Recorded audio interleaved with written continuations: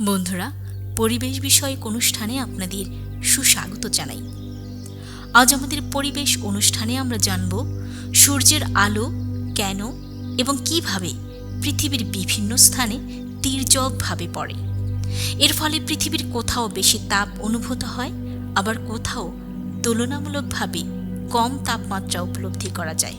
তাহলে চলুন সহজভাবে জেনে নেওয়া যাক সূর্যের তির্যক রশ্মি কী এবং পৃথিবীর পরিবেশ ও আমাদের জীবনে এর প্রভাব কী।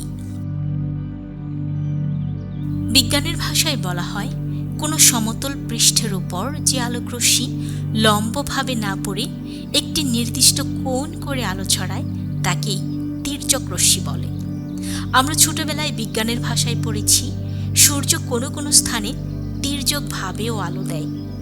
আর এই তির্যকভাবে আলো দেওয়ার কারণ হলো পৃথিবীর বিষুবরেখা থেকে যত দূরে যাওয়া যায় সূর্যের রশ্মি তত বেশি তির্যকভাবে পড়ে।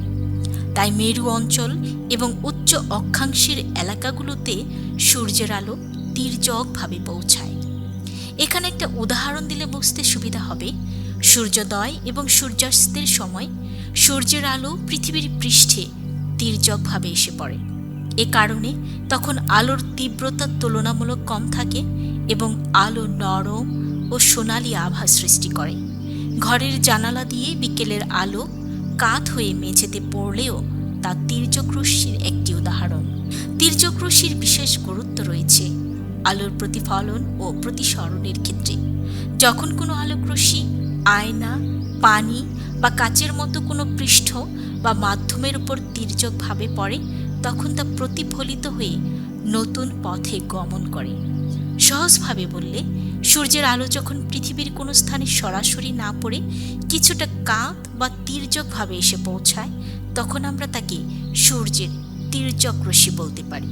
বিজ্ঞানের এমন অনেক পরিচিত বিষয় রয়েছে যেগুলো আমরা ছোটবেলায় পড়েছি, কিন্তু সময়ের সঙ্গে হয়তো কিছুটা ভুলেও গিয়েছি। সেই জানা বিষয়গুলো আবারও পুনরায় জানতে এবং বিজ্ঞানের আরও অনেক তথ্যের সঙ্গে পরিচিত হতে আমাদের সঙ্গেই থাকুন।